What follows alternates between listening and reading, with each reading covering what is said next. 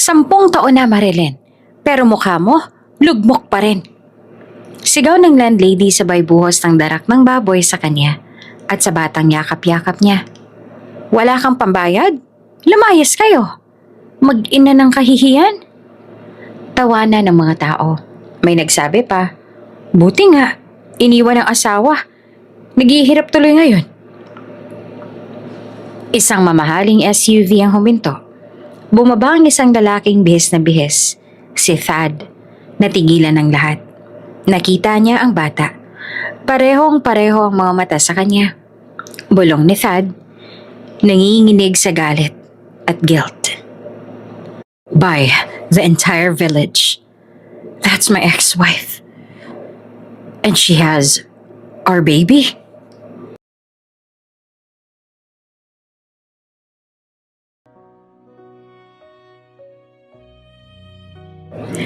Umuulan ng hamog nung umagang yon sa gilid ng lungsod. Ang makipot na daan sa looban ay mabato, maputik at nangangamoy mula sa nakatiwangwang na kanal. Sa pinakahuling kanto ng barong-barong na boarding house sa tinatawag na Villa de Rosa. Tahimik na bumangon si Marilyn, yakap ang anak niyang si Aya. Isang batang 10 taong gulang na may singkit na mata at may siglang ngiti kahit sa gitna ng kahirapan. Ma, hindi po ba tayo kakain muna? Tanong ni Aya habang iniaabot ang munting tinapay sa lumang plastik. Walang palaman ngayon, anak. Pero babawi si Mama bukas, ha? Maghahanap ako ng labada. Ani Marilyn, pilit na humingiti habang tinatakpan ng panyo ang mga butas sa kanyang tsinelas. Bago pa man sila makalabas, para maghanap ng mapaglaban, biglang may malakas na katok sa pintuan. Marilyn! Ilang buwan na kayo hindi nagbabayad? Akala mo ba motel to? Sigaw ng landlady, si Aling Berta. Matandang babaeng tuso na ikinagagalak ang pagdurusa ng iba. Nagulat si Marilyn at agad na tumayo. Pasensya na po, Aling Berta. Magbabayad na po ako sa susunod na linggo. May nangangakong labada sa kabilang barangay. Paasa ka? Paulit-ulit. Ngayon, para matuto ka, tingnan mo to. Binuksan ng landlady ang takip ng balde at walang pag-aatubiling ibinuhos ang isang timba ng darak ng baboy sa harap ng pintuan. Tumilamsik ito sa katawan ni Marilyn at sa suot na bestida ni Aya. Walang hiya ka, sigaw ni Aling Berta. Lumayas kayo, mag-ina ng kahihiyan. Biglang humalakak ang ibang boarder sa sumilip mula sa kabilang bintana. Tingnan nyo nga naman, anak ng mayabang. Nagmukha ng basahan. Buti nga, iniwan kasi ng asawa. Sigaw pa ng isa, sabay tapon ng balat ng saging sa kalsada. Hawak-hawak ni Marilyn si Aya habang nagnginginig ito. Ma, bakit nila tayo ganito tratuhin? Bulong ng bata. Tahimik ang luha ni Marilyn. Hindi dahil sa darak o sa sigaw ni Berta, kundi dahil sa hindi niya alam kung saan sila pupunta pagkatapos nito. At sa mismong tagpong yon, isang kakaibang presensya ang dumating. Isang itim na SUV ang huminto sa labas ng eskinita. Lahat ng ingay ay natigil. Mula sa tinted na bintana, bumaba ang isang lalaki na nakasuot ng Armani na suit. Matikas ang tindig at may presensyang kayang patigilin ng buong palengke. Si Thad. Napakunot ang noon ni Thad. Ang lugar ay hindi niya inaasahang mapupuntahan niya. Pero hindi iyon ang napatigil sa kanyang paghinga. Nang lumapit siya para tanungin ang daan, nakita niya ang isang babae at isang bata na basang-basa ng darak. Ang babae, kahit gusgusin, ay hindi maikakailang pamilyar na mukha. Si Marilyn at ang batang katabi niya, napatitig si Thad. Ang mata nito, ang hugis, ang ekspresyon. Para siyang tumingin sa salamin ng kanyang nakaraan. Tumigil ang puso ni Thad saglit, parang isang suntok sa bituka. Si Marilyn at bata. Bulong niya sa sarili, nanginginig. Oh God, that child, those eyes. Bossing, may kailangan po ba kayo? Tanong ng isang tambay, bitbit ang candy at ngiting mapang-insulto. Ngunit hindi siya pinansin ni Thad, bagkos ay bumaling siya sa assistant na sumunod sa kanya. Buy this entire village. Lahat ng lote, lahat ng bahay. I want names. And I want that landlady sued for harassment. Sir? Nagulat ang assistant. But why? Hindi sumagot si Thad. Nakapakaw ang mga mata sa basang bestida ni Marilyn. Sa batang nakayakap dito at sa mga matang hindi niya malilimutan. Ito ang babaeng iniwan niya 10 taon na ang nakalipas. At kung tamang pakiramdam niya, ito ang anak niya. Nagtinginan ng mga tao. Sino yun? Bulong ng isa. Mukhang mayaman ah. Bakit parang kilala niya yung babae? Teka, parang artista.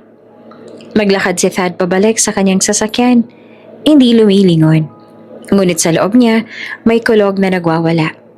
Pagsisisi, gulat, at pagkagimbal. Pagkasakay ni Thad sa loob ng kanyang SUV, agad niyang isinara ang pinto at ipinikit ang mga mata. Nanginginig ang kanyang mga kamay habang unti-unting nilalamig ang buong katawan. Sa dami ng negosasyon, business deals at international trips na kanyang pinangasiwaan, ngayon lang siya nawalan ng kontrol.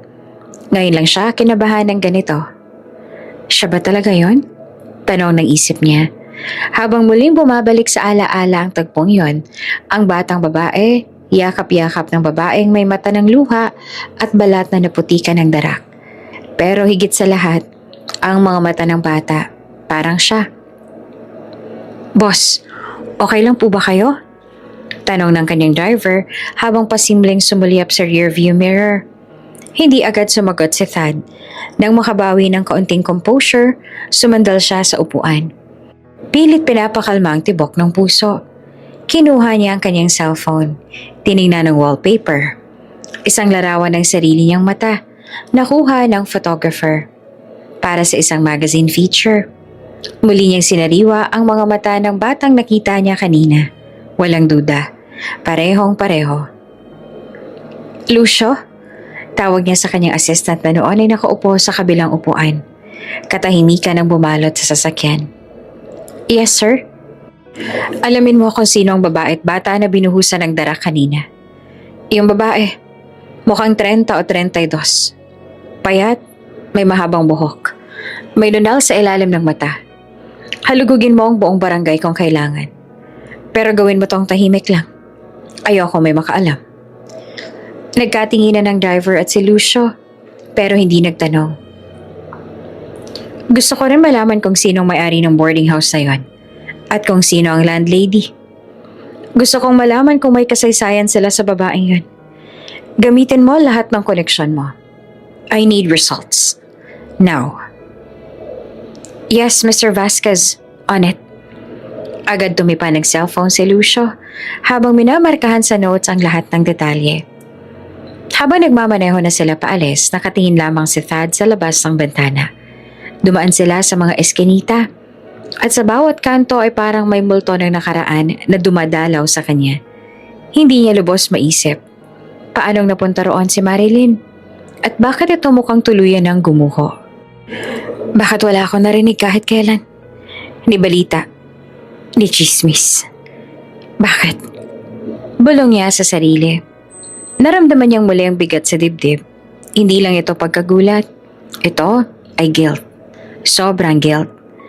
Naaalala niya ang huling beses na nakita si Marilyn.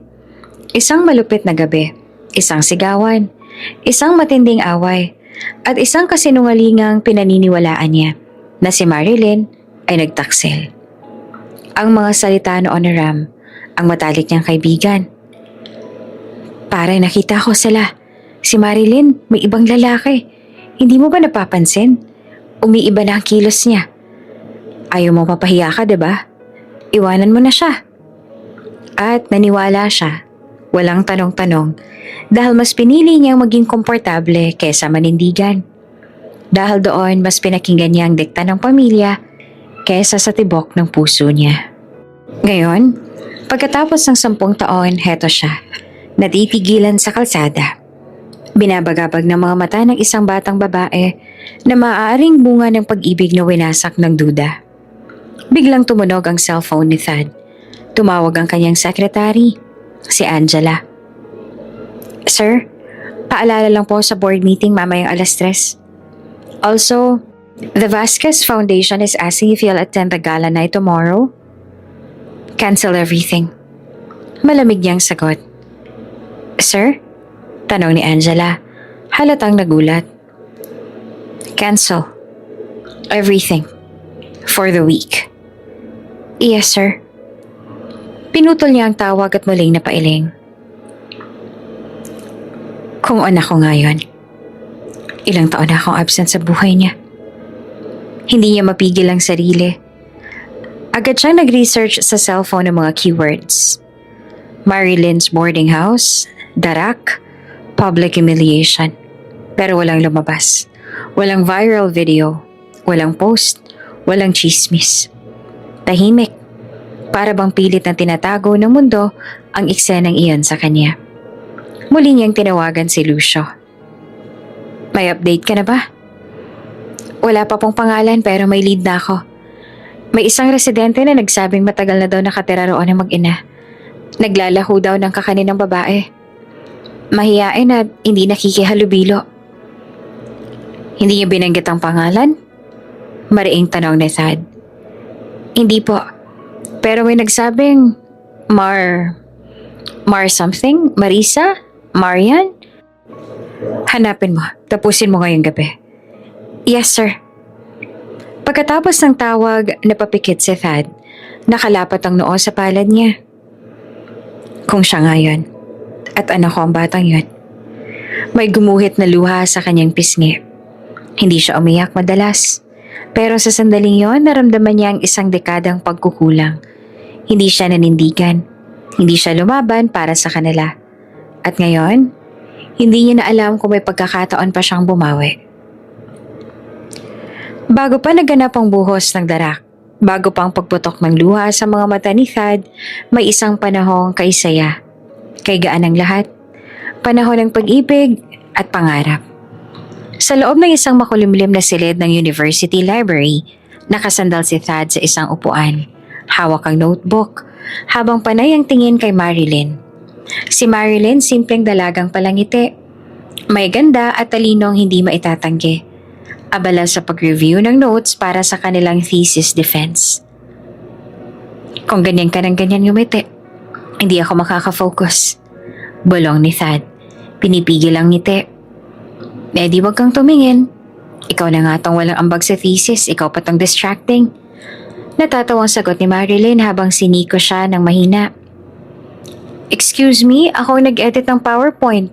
Sagot ni Thad. Kunwari nagtatampo. PowerPoint lang ha? Hindi pa nga marunong maglagay ng animation. Napatawa silang dalawa. Sa panahong yon, para silang mga nasa sariling mundo. Si Thad, anak ng kilalang negosyante. Si Marilyn, isang scholar mula sa probinsya. Magkaibang mundo, ngunit isang tibok ng puso. Alam mo, Marilyn, sabi pa ni Thad habang hawak-hawak ang kamay nito. Pagkatapos ng graduation, gusto ka tang pakasalan. Thad, gumiti si Marilyn. Ngunit may bahid ng pangamba ang kanyang mga mata. Sigurado ka ba? Baka hindi ako tanggap ng pamilya mo. Hindi naman sila magpapasaya para sa puso ko. Ngunit hindi ganong kadali ang buhay sa labas ng universidad. Pagkaraan ng graduation, nagsimula ng humigpit ang hawak ng pamilya ni Thad sa kanyang mga desisyon. Pinilit siyang magtrabaho sa kumpanya ng pamilya.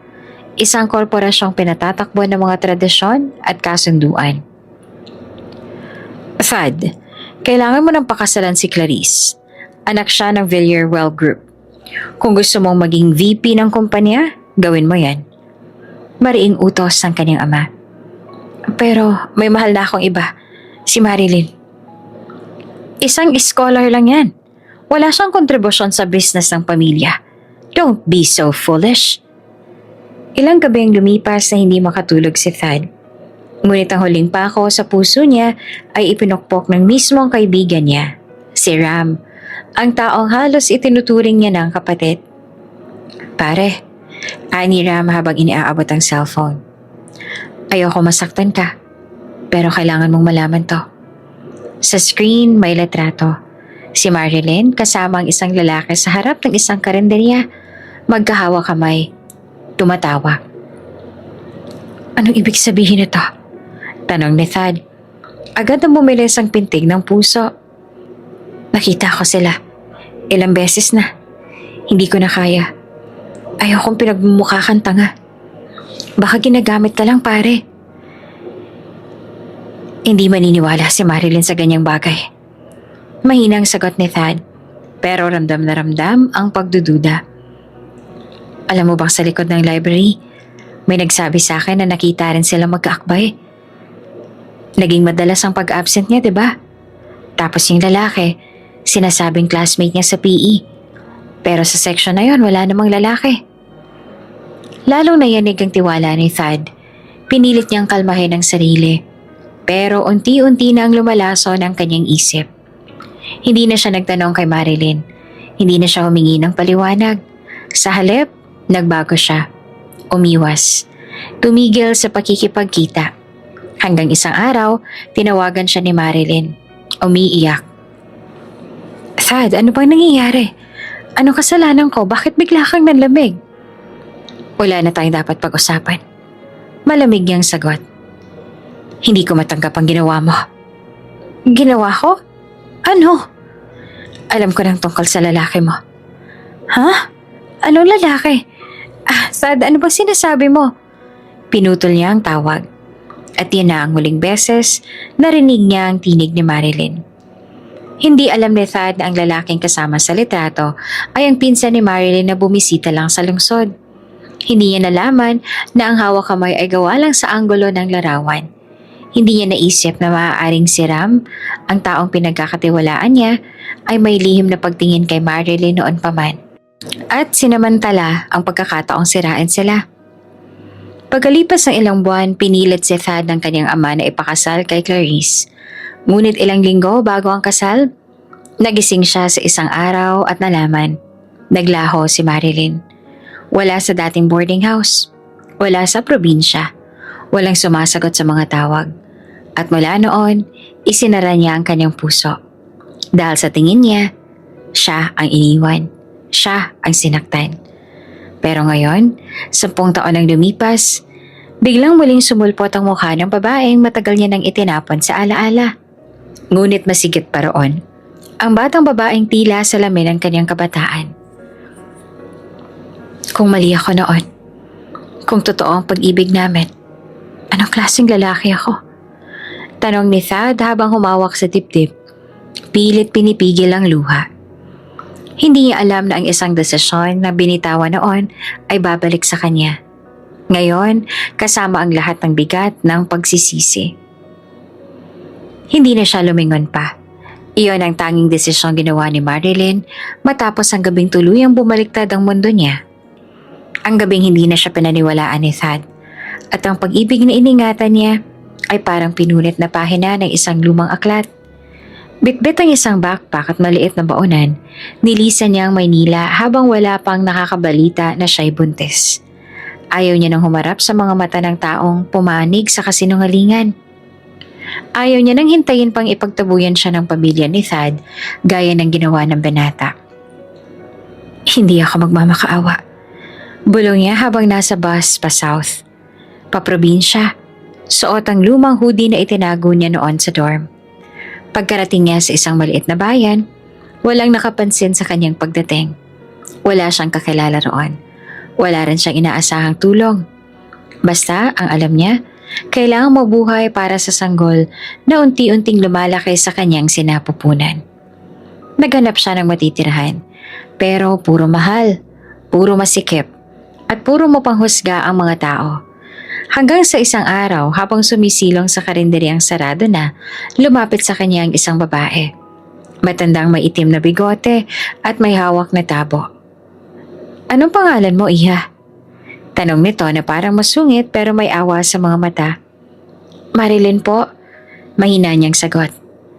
Ayaw mo bang tumira sa boarding house ko? May bakanteng kwarto, barya lang ang bayad, pero walang palugit sa upa. Sabay nguso ng matanda.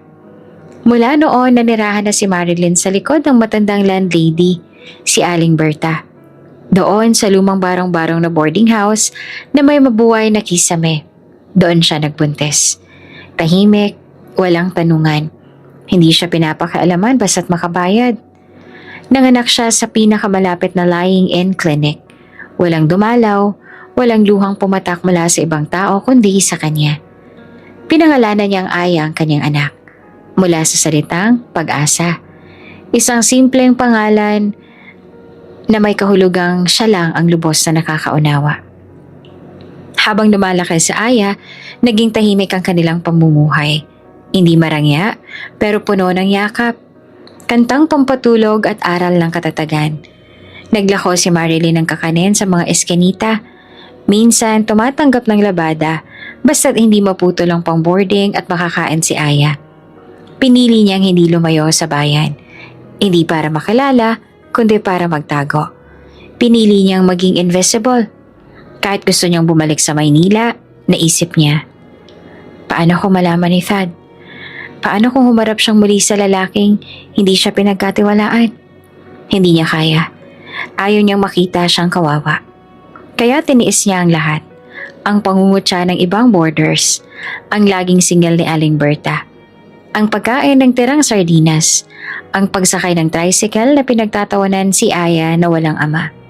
Ngunit isang araw, kagigising lang nilang mag-ina habang yakap niya si Aya, isang pangyayari ang tuluyang yayanig sa katahimikan ng kanyang mundo. Marilyn!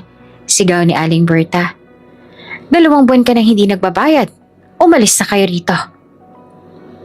Aling Berta, makikiusap po sana akong bigyan mo kami ng kaunting palugit. May labahan ako sa kabilang barangay sa susunod na linggo. Babayaran ko Wala akong pakialam! Sigaw nito.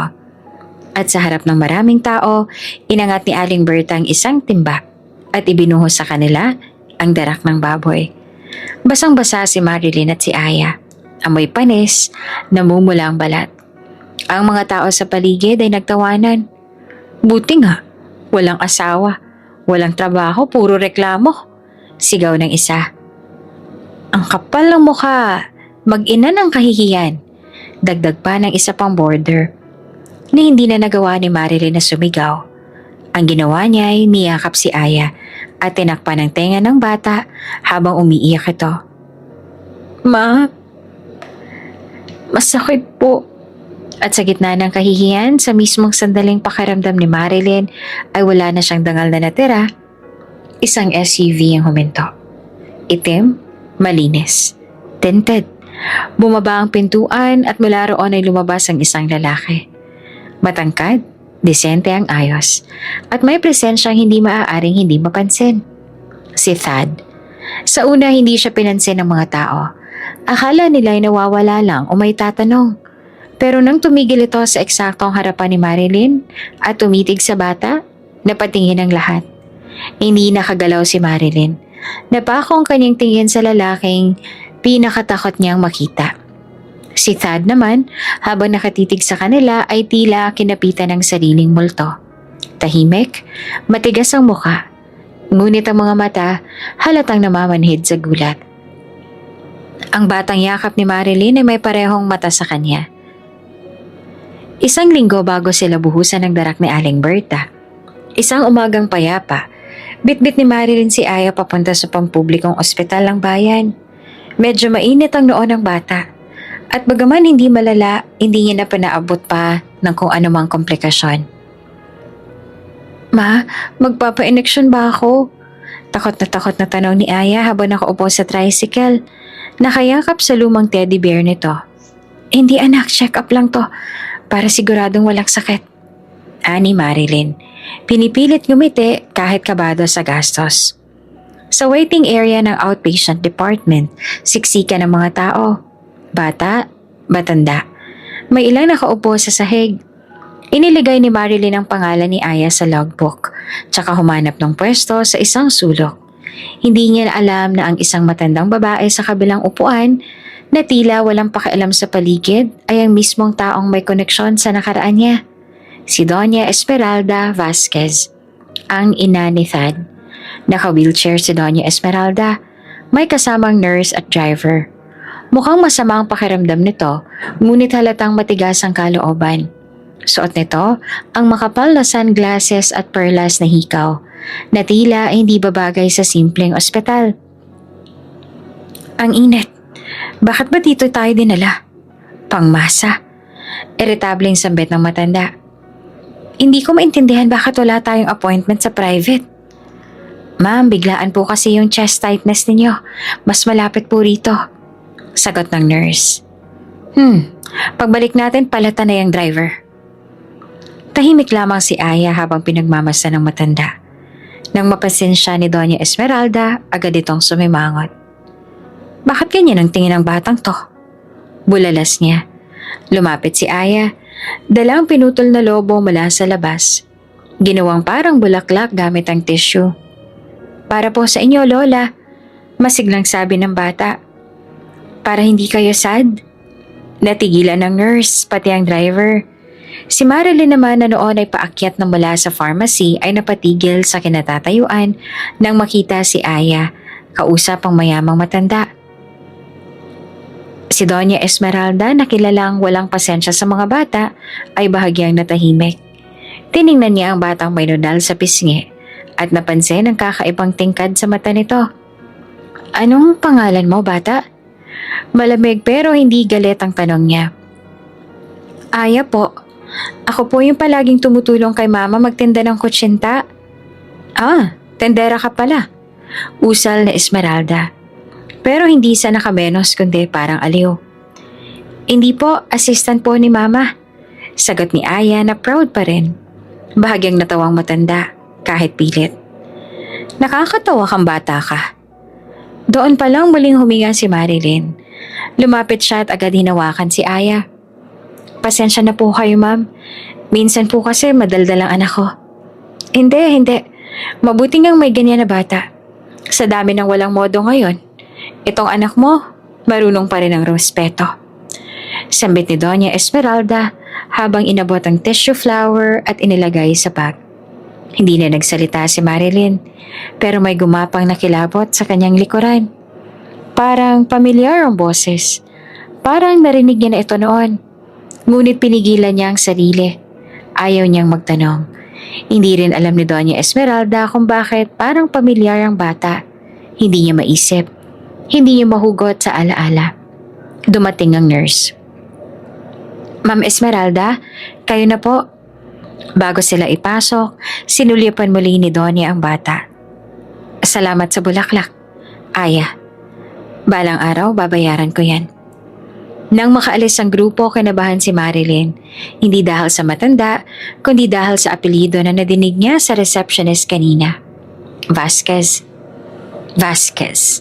Hindi siya sigurado, pero hindi niya makakalimutan ang apelyidong yon. Apelyido ng lalaking minsang nangako noong buong buhay sa kanya. Pagka-uwi nila, hindi na nabanggit ni Ayang tungkol kay Lola na masungit pero mabait din. Pero sa puso ni Marilyn, isang tanong ang bumabagabag.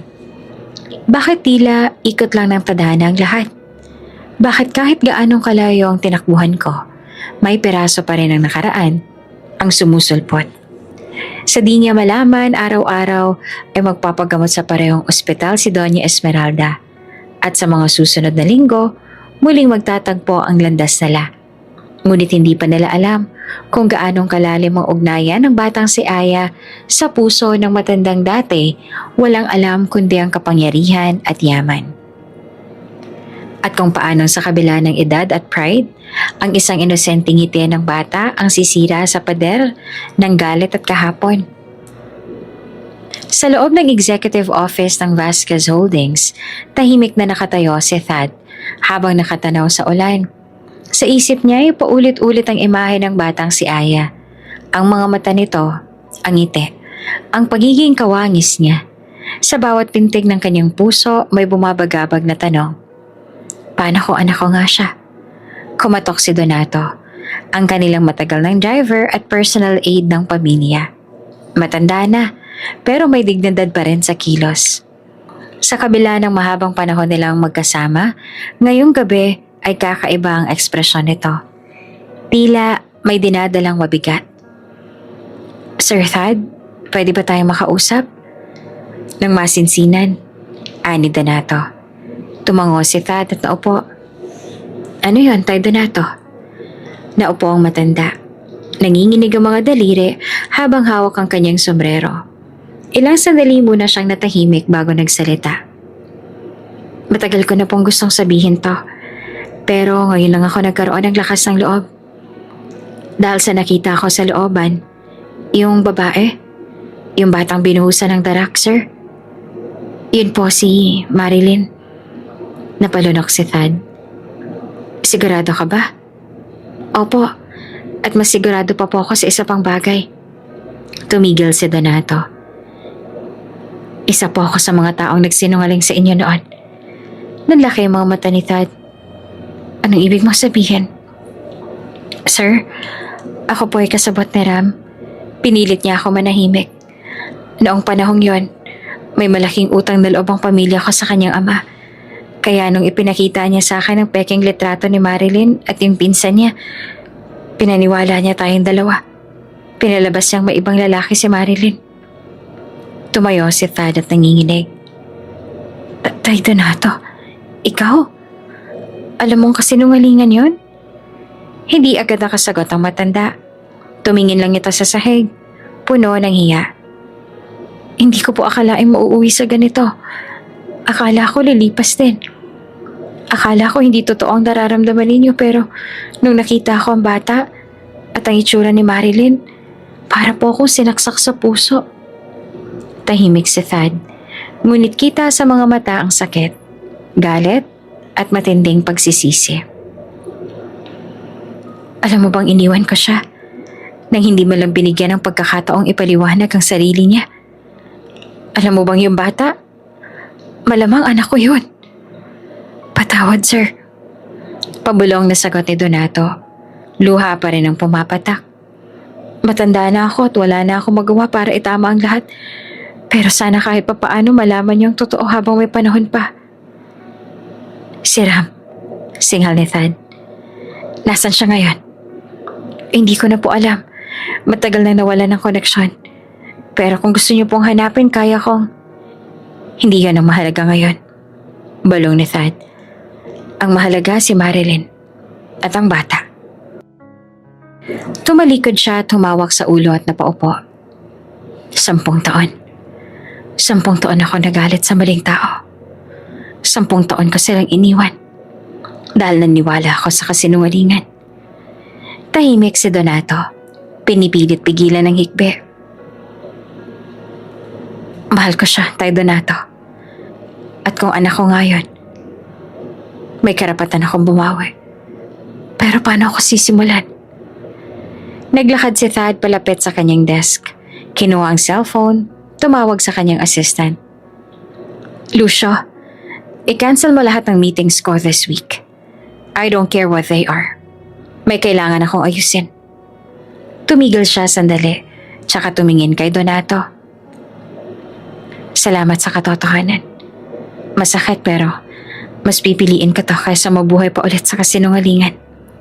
Tumango si Donato. Marahang pinahid ang luha. Ayusin niyo po, sir. Baka hindi pa huli ang lahat. Maaga pa lang nasa conference room na si Thad, ngunit hindi para sa board meeting. Wala ni isa sa kanyang usual team ang naroon. Sa halip ay naroon si Lucio, ang assistant niya, at ang isang grupo ng legal advisors at property assessors na tila kinakabahan sa kakaibang utos na natanggap nila.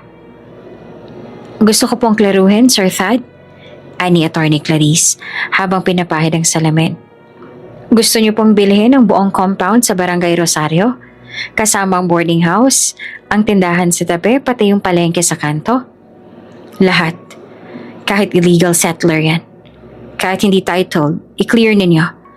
Kausapin ninyo ang barangay, city engineer, DNR, kahit Department of Housing.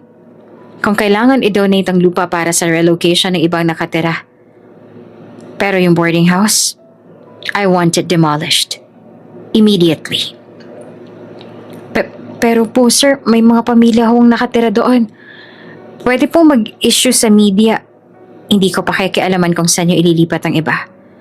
Basta't yung mga nananakit sa kanya, yung landlady, yung bumuhos ng darak, yung tumawa sa pagdurusa ng mag-ina ko.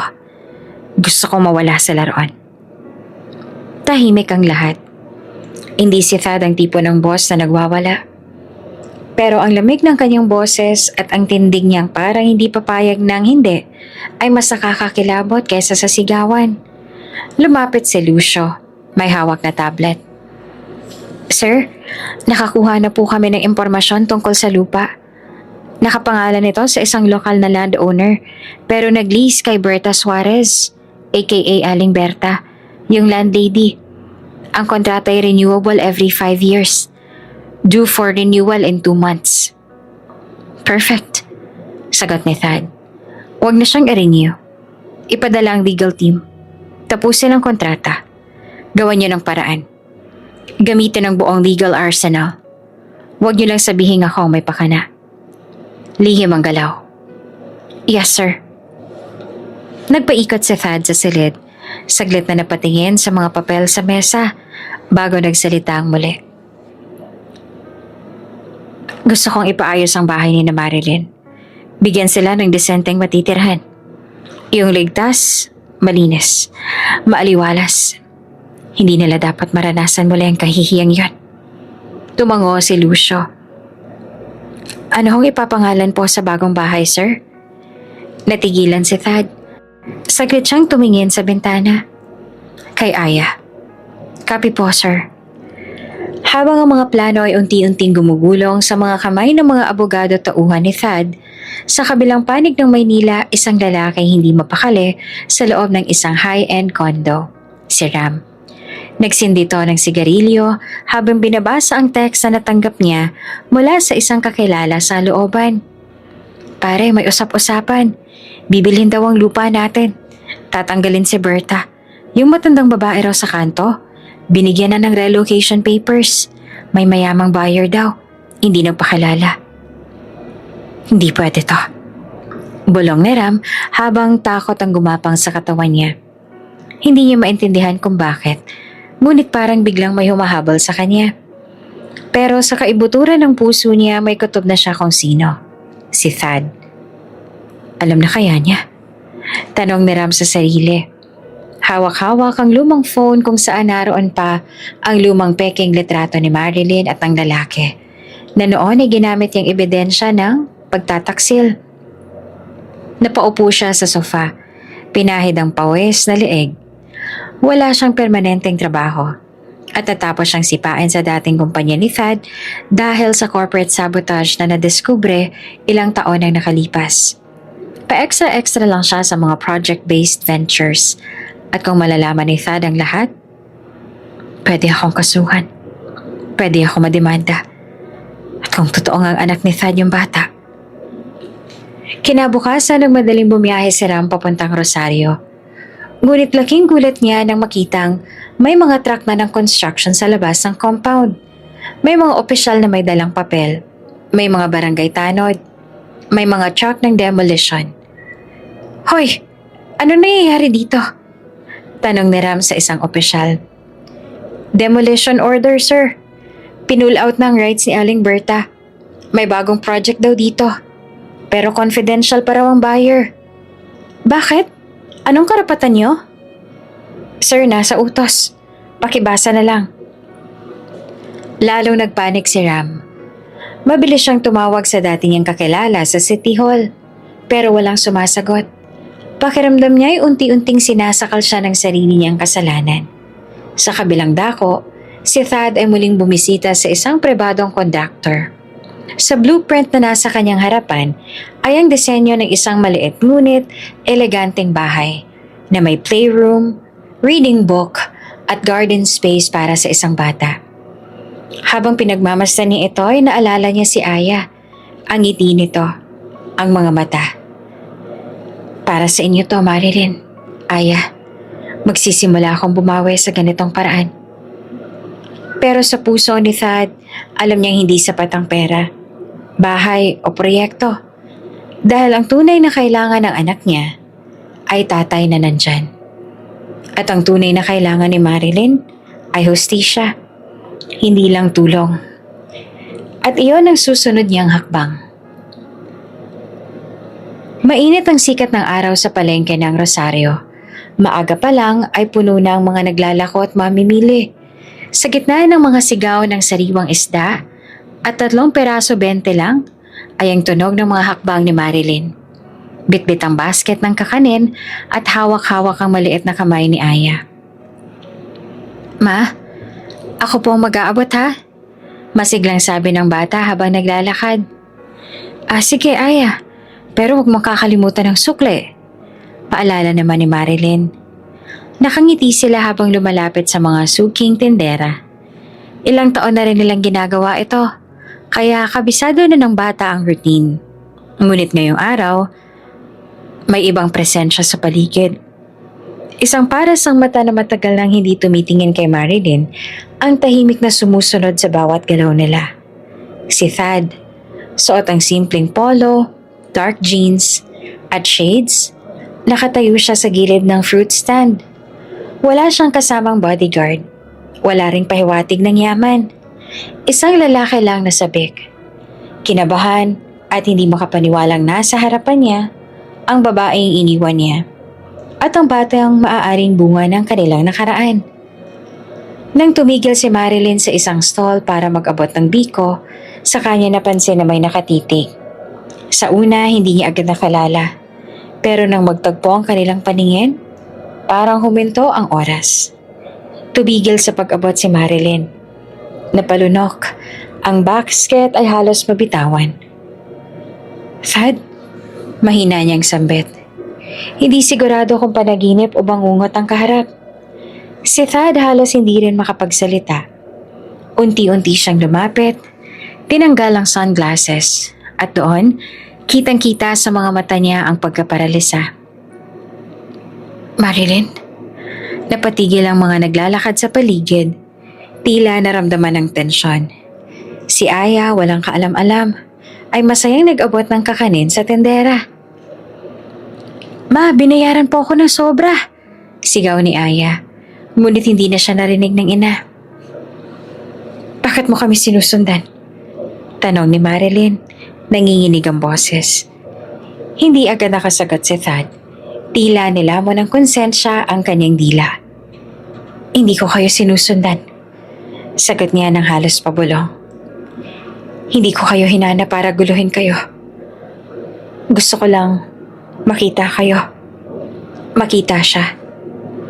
Tumitig si Marilyn. Puno ng galit at lungkot. Patapos mo akong paniwalaan sa kasinungalingan noon. Ngayon bigla ka nalang susulpot. Hindi ko may boss si Thad. Tumingin siya kay Aya na sa sandaling iyon ay ngumiti sa kanya. Hi po kuya. Bati ng bata sabay kaway. Nag-init ang mata ni Thad. Parang tinusok ng saksak ang puso niya. Kuya lang ang tawag sa sarili niyang anak sa kanya. Lumingon si Marilyn at agad hinila si Aya palayo. Halika na anak. Huwag kang kumausap sa estranghero.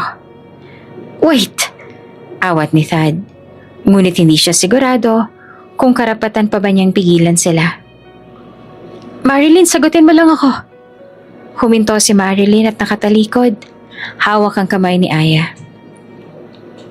Sa akin bang batang yan? Tahimik. Tila pati mga manininda sa paligid ay napatingin. Tila lahat ng ingay ng palengke ay napalitan ng isang mahabang buntong hininga. Marilyn, kailangan ko lang ng totoo. Dagdag ni Thad. Hindi ako magagalit. Hindi na ako magtatanong kung bakit hindi mo sinabi. Gusto ko lang malaman kung siya. Kung ako ang ama niya. Nilingon siya ni Marilyn. Ang luha ay pilit niyang pinipigil. Bakit ngayon lang? Tanong niya na puno ng pait. Bakit? Pinaglaban mo ba ako noon, Thad?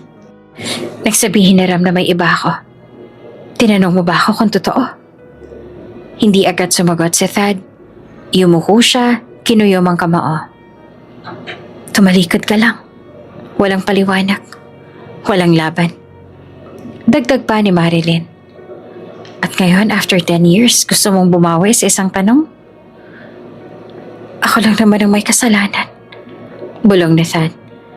Pero gusto ko lang malaman kung hindi niya itinuloy. Hindi niya kinaya ang mga salitang kailangang tapusin. Si Marilyn, hawak pa rin si Aya, ay muling tumalikod. Kung gusto mong malaman kung ikaw ang kanyang ama, saglit siyang tumingin mula kay Thad. Hanapin mo ang sagot. Pero hindi mo makukuha yan sa isang tanong. Hindi sa isang saliyap. At hindi ngayon. At sa bawat hakbang palayo ni Marilyn, mas lalong dumudurog ang puso ni Thad. Para siyang binuhay sa isang panaginip na may halong bangungot. Na kahit harap-harapan mo nang makita ang mahal mo, hindi mo pa rin basta-bastang maaabot. Nanatili siya nakatayo sa gitna ng palengke habang pinapanood ang dalawang taong pinakamahalaga sa kanya na unti-unti naglaho sa mata ng kanyang pagsisisi. Isang linggo ang lumipas mula nang magkita muli sina Thad at Marilyn sa palengke. Mula noon, tila lalong naging mabigat ang mundo para sa bawat isa sa kanila. Si Marilyn ay muling isinara ang sarili, habang si Thad naging tahimik. Mas madalas nagkukulong sa opisina.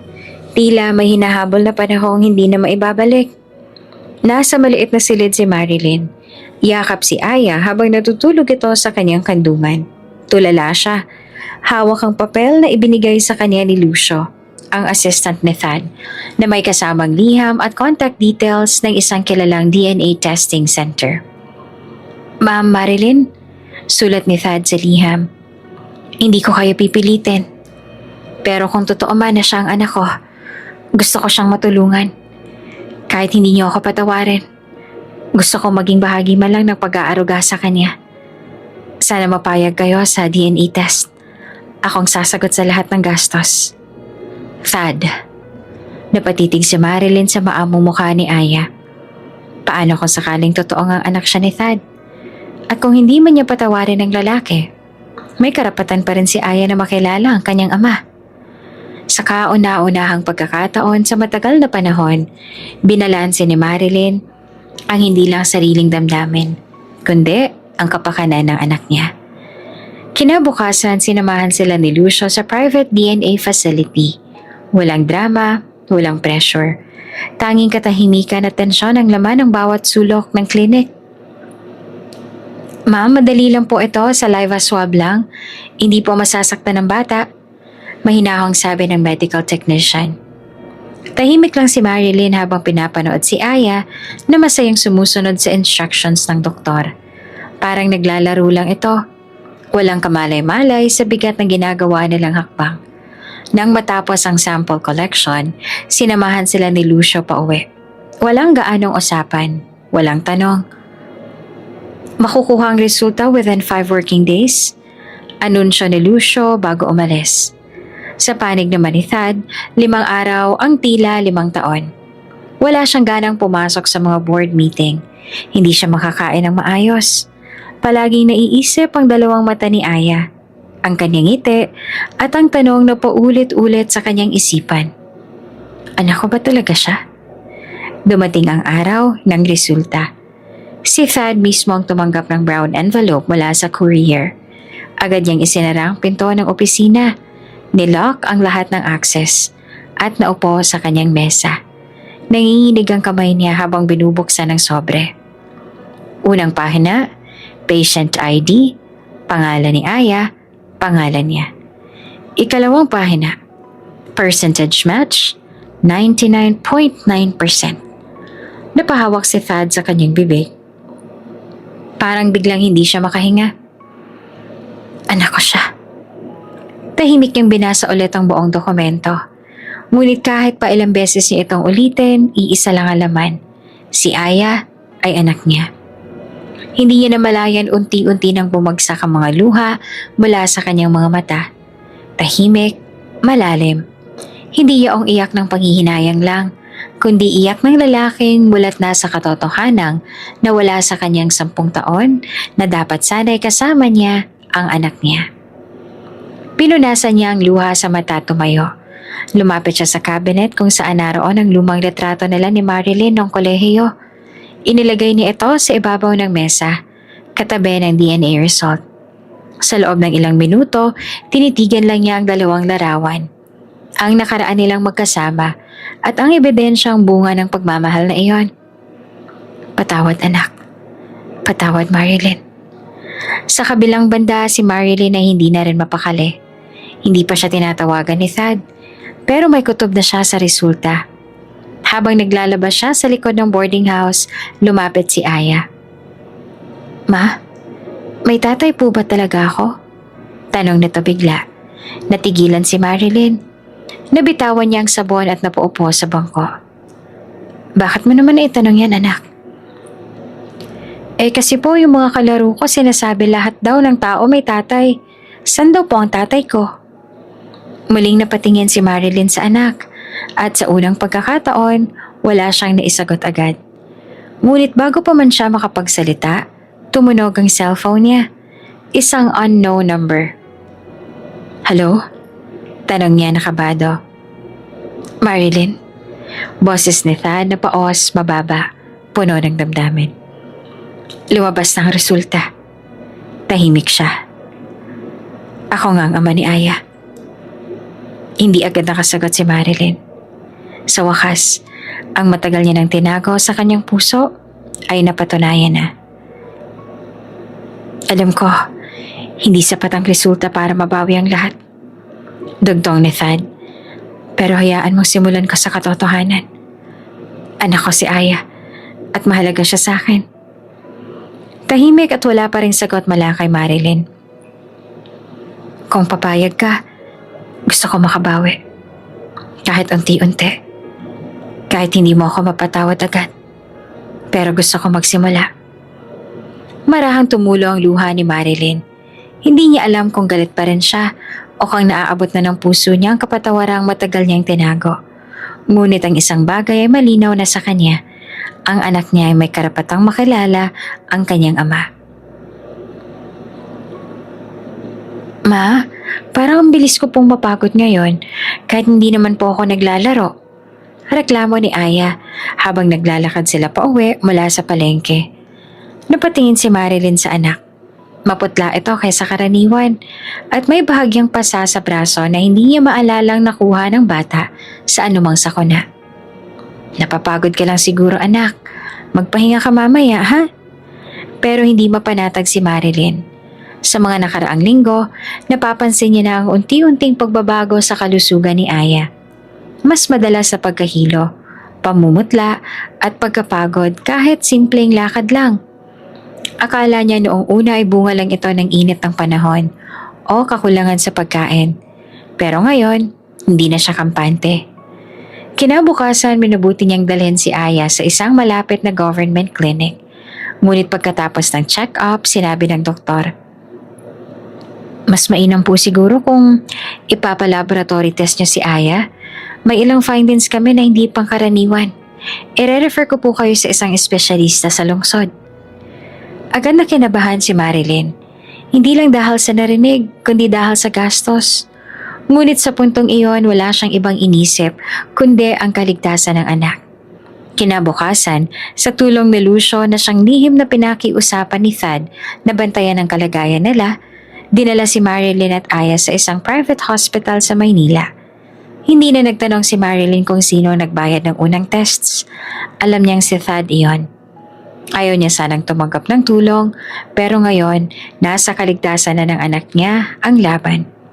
Habang nasa waiting area, hindi mapakali si Marilyn. Hawak niya ang kamay ni Aya habang pinipilit na huwag ipahalata ang kaba.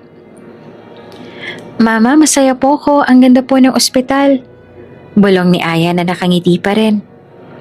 Sa kabila ng iniindang panghihina, nananatiling masigla ang bata. Isang bagay na lalong nagpapabigat sa loob ni Marilyn. Ilang oras ang lumipas, tinawag sila ng hematologist.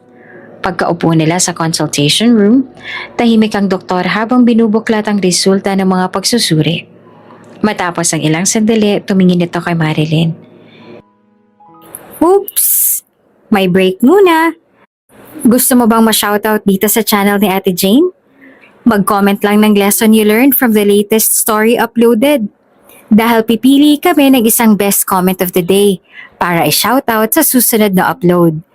Kaya huwag kalimutang mag-iwan ng lesson you learned after you watch this video. Maraming salamat. Shoutout nga pala kina Marieta Franco, Dolores Olino, at Rosemary Lanuza. Sa ating mga taga-subaybay, paki-comment naman po sa baba kung taga saan kayo para alam ko kung hanggang saan umaabot ang mga kwento ni Ate Jane at para ma-shoutout ko kayo sa mga susunod pa nating mga kwento. Maraming salamat sa pakikinig.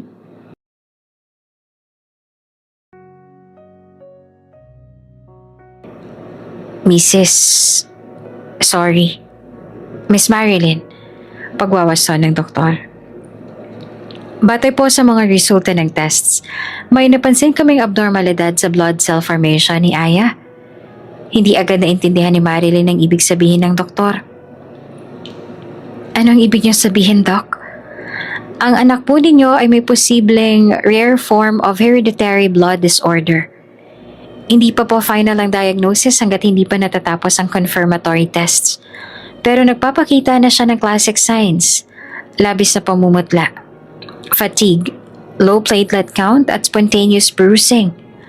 Nalaglag ang mundo ni Marilyn. Para siyang binuhusan ng malamig na tubig. Gaano po ito kabigat? Hindi po namin masasabi hanggat wala ang genetic test. Pero kung mapatunayan, kakailanganin niya ng long-term monitoring, nutritional therapy at posibleng transfusions. Maaring hindi pa delikado sa ngayon pero kung hindi maaagapan, pwedeng lumala. Tahimik si Marilyn.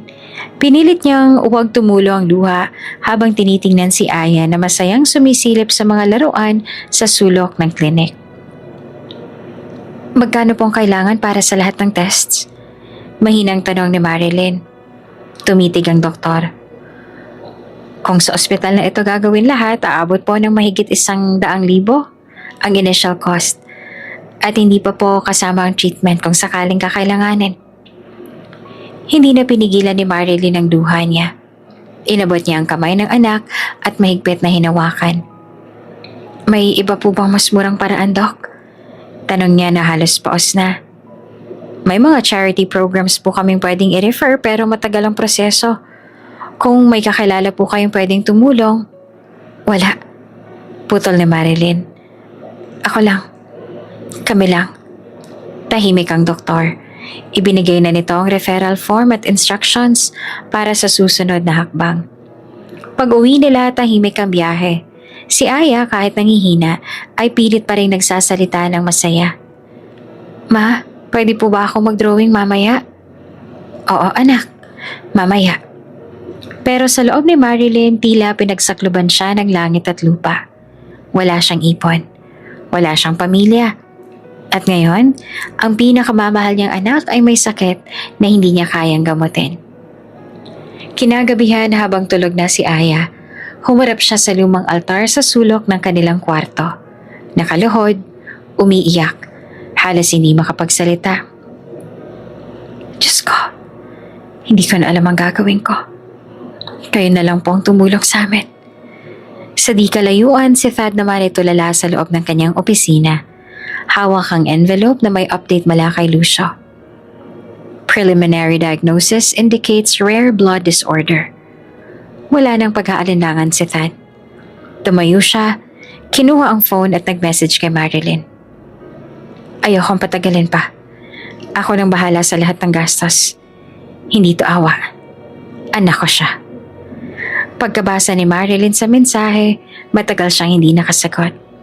Pero sa unang pagkakataon, hindi niya naramdaman ang pandidiri sa tulong, kundi isang anyo ng pag-amin sa laban nila ngayon, hindi niya ito kayang haraping mag-isa. Tumunog ang cellphone ni Marilyn habang siya nagkukusot ng lumang kumot sa batya. Ilang araw na siyang hindi nagpaparamdam kay Thad matapos ang resulta ng test at ang findings sa ospital. Nanginginig ang kamay niya habang binubuksan ang message. From Thad. Ako nang bahala sa lahat ng gastusin. Hindi to awa. Anak ko siya. Napaupo si Marilyn sa gilid ng batya. Nararamdaman niyang muling bumigat ang dibdib niya. Hindi dahil sa pagkapahiya, kundi dahil sa pagkalito. Ilang taon niyang pinalakas ang loob niya na huwag umasa sa sino man. Ngunit ngayong ang panganib ay nasa kalusugan ng anak niya, Kailangan ba niyang lumambot? Kinagabihan hindi siya makatulog. Nakatingin lang siya sa kisame ng barong-barong nilang inuupahan. Sa tabi niya, mahimbing ang tulog ni Aya. May munting ngiti sa labi. Kinabukasan habang naglalaba pa rin siya sa gilid ng kanal, may humintong SUV sa tapat ng boarding house. Naglabasan ng mga osisero. Uy, si Poging mayaman ulit ata yun ah. Ano bang meron dyan kina Marilyn? Bumaba si Tad. Nakasimpleng polo at pantalon. Pero halatang mula sa ibang mundo. Tumitig siya kay Marilyn. Tahimik, walang drama, walang sermon, dalangin lang sa mata. Pwede ba kitang makausap? Mahinang sabi niya. Ano pa bang gusto mong sabihin, Thad? Sagot ni Marilyn. Pinipilit panatilihin ang kanyang dignidad. Nakahabag-habag kami na dapat niyo kaming iligtas. Hindi siya agad sumagot. Umupo siya sa lumang bangko sa ilalim ng punong mangga, harap kay Marilyn. Hindi ko sinabing ililigtas ko kayo. Ang sinabi ko lang, ayoko nang may mangyaring masama sa anak natin habang buhay pa ako. Tumigil sa pagkusot si Marilyn. Wala akong hinihinging kapalit. Wala akong layuning guluhin kayo. Pero Marilyn, kung mapahamak si Aya at may magagawa akong paraan para maiwasan yun, at hindi ko ginawa, paano ako mabubuhay niyan? Pero ano naman ba ang solusyon mo? Matalas na tanong ni Marilyn. Lahat ba ng bagay sa mundo mo ay kayang ayusin ang yaman mo? Hindi na sumagot si Thad. Sa halip, inilabas niya ang brown envelope na may breakdown ng treatment plan ni Aya mula sa doktor. Detalyado, maayos at may stamp ng priority scheduling. Hindi to pera, Marilyn. Plano ito para sa anak natin. Nakapila na siya para sa next round of tests. Nakausap ko ng foundation ng ospital. Lahat ng kailangan naka-ready. Tiningnan ni Marilyn ang papel pero hindi niya ito nakuha. Hindi namin kailangan ng awa mo. Mariin niyang sambit. Ngunit bago pa man makasagot si Thad, biglang lumabas si Aya mula sa loob ng bahay. Hawak ang isang ginupit na karton na ginawang laruang microphone. Ma! Si Kuya! Masayang sigaw ng bata. Napatingin si Thad. Ngumiti siya bahagya, pero may lungkot sa mata. Hi, Aya. Tumakbo si Aya palapit at biglang hinawakan ang kamay ni Thad. Walang bahid ng alinlangan. Para bang natural lang. Ano pong dala niyo? Tanong ni Aya habang nakatingin sa envelope. Para sa'yo. Para gumaling ka kaagad. Talaga po? Sabay haplos ni Aya sa kamay ni Thad. Thank you po, Kuya. Nanigas si Thad. Napakagat labi. At si Marilyn napatigil. Hindi dahil sa salita ng bata, kundi sa simpleng paghawak. Isang inosenteng kilos na parang sinasabi, kilala kita, komportable ako sa'yo, at may connection tayo. Hindi niya ito tinuruan na kilalanin si Thad. Hindi niya ito pinilit na lumapit, pero kusa. Kusang dumapo ang maliit na kamay ng anak sa taong iniwasan niyang tignan ng maraming taon. Sa harap ng tanawing iyon, natigilan si Marilyn. Hindi siya umiiyak, pero dama ang pangangalog ng loob niya. Pwede po ba tayo ulit maglaro ng doktor-doktoran, Kuya? Tanong ni Aya. Saglit na tumawa si Thad, pero pigil. Pwede, Aya. Pero mas mabuti sigurong totoo muna ang gamutan natin, ha? Napatingin si Marilyn sa kanila. Muling bumulong sa isip niya ang boses ng ina niya noon. Hindi lahat ng lakas ay sa pagtanggi. Minsan ang tunay na lakas ay nasa pagtanggap. Huminga siya ng malalim. Thad, ani Marilyn ng mahina. Ayoko ng alok na parang utang na loob. Pero kung ito ay para sa anak natin, tatanggapin ko. Sa kondisyon na walang kapalit. Walang kasunduan. Walang pilitan. Tumango si Thad. Walang kapalit. Gusto ko lang makasama siya. Hindi bilang may-ari, kundi bilang ama. Tahimik ang paligid. Ang mga tao ay nagsipag-alisan, tila nauunawaan na ang tagpong saksi sila. At habang naglalaro si Aya sa tabi, si Marilyn at si Thad ay muling humarap sa isa't isa. Hindi bilang dalawang dating magkasintahan, kundi bilang magulang na nagtatangkang buuin ng sirang tulay para sa anak na inosente sa lahat ng kasinungalingan ng kahapon. Maaga pa lang ay naroon na si Thad sa may tapat ng boarding house ng mag-ina. Nakaitim siyang polo shirt at maong. Bitbit ang dalawang paper bag, ang isa ay may mainit na pandesal at champorado. Ang isa naman may mga coloring books at Crayola. Wala siyang bodyguard. Wala ring bitbit na yaya o sekretarya. Isa lang siyang lalaking gustong bumawi sa anak niya. At unti-unting muling lumapit sa babaeng iniwan niya. Binuksan ni Marilyn ang pintuan. Medyo naalimpungatan pa nga. Pagkakita niya kay Thad, hindi niya napigilang mapailing. "Bakit ang aga mo?" tanong niya. Hindi masungit, pero hindi rin masaya. "Gusto ko sanang ihatid si Aya sa school," sagot ni Thad. Maingat ang tono. "At bitbit ko na rin ang almusal." "May niluto na akong lugaw," sagot pa ni Marilyn. Pero hindi na siya nakatanggi nang marinig ang excited na boses ng bata mula sa loob. "Ma, andito na si Kuya Thad. May dala siyang champorado." Agad lumabas si Aya at yumakap sa binti ni Thad. "Good morning po." Ngumiti si Thad. "Good morning din, Doktora Aya." At doon nagsimulang unti-unting pagbubukas ng pintuan ng dati nang sarado. Sa mga sumunod na araw naging regular ang pagdalaw ni Thad. Minsan ay sinusundo niya si Aya sa school. Minsan ay nagdadala ng prutas o laruan. Pero hindi siya kailanman naghihimasok sa desisyon ni Marilyn. Lagi siyang magalang at tila inuuna ang tiwala kesa sa pagmamadali.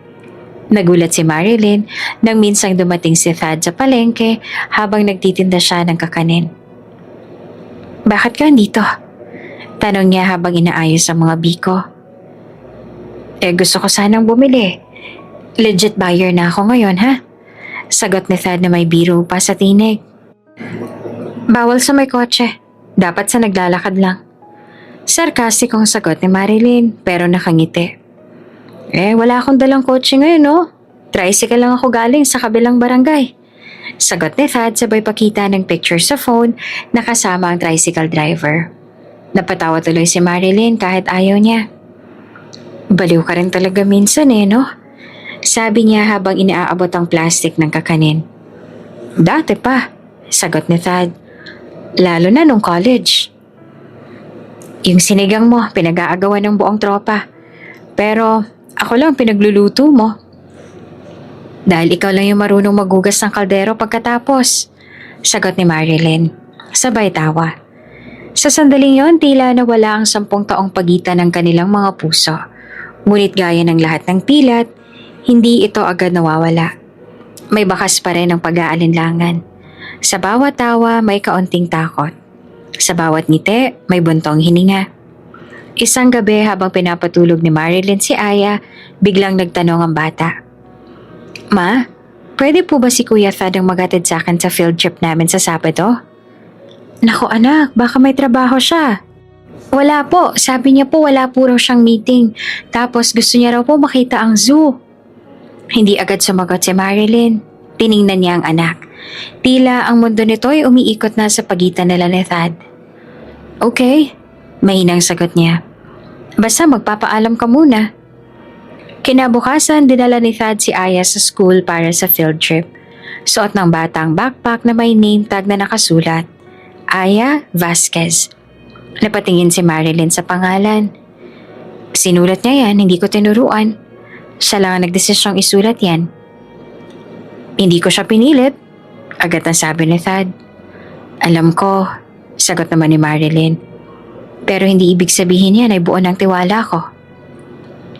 Pagka-uwi mula sa field trip, iniabot ni Thad ang ilang litrato ng anak na lang masayang pinapanood ang mga hayop. May isang larawan kung saan si Aya ay nakasakay sa balikat ni Thad, nagtatawanan. Para silang isang tipikal na ama't anak.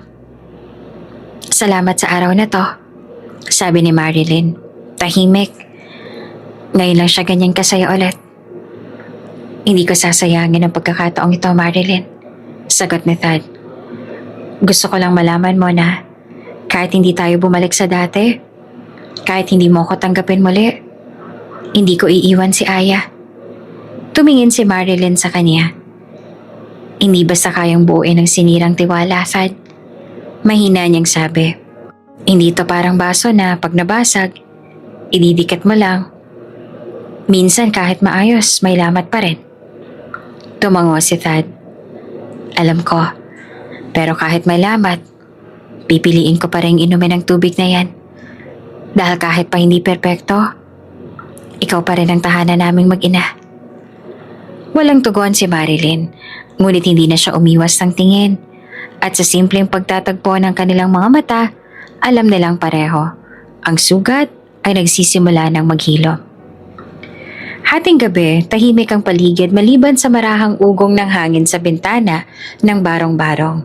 Hindi makatulog si Marilyn. Nakatingin siya sa anak na si Aya. Mahimbing na natutulog sa tabi niya. Yakap-yakap ang lumang teddy bear. Ang puso ni Marilyn ay puno ng magkahalong damdamin. Takot, galit, pagkalito. Ngunit higit sa lahat, pagod. Pagod sa pagtanggi. Pagod sa pag-iwas. Pagod sa pagbubuhat ng bigat ng nakaraan. Kinabukasan, hindi inaasahan ni Marilyn ang pagdating ni Thad.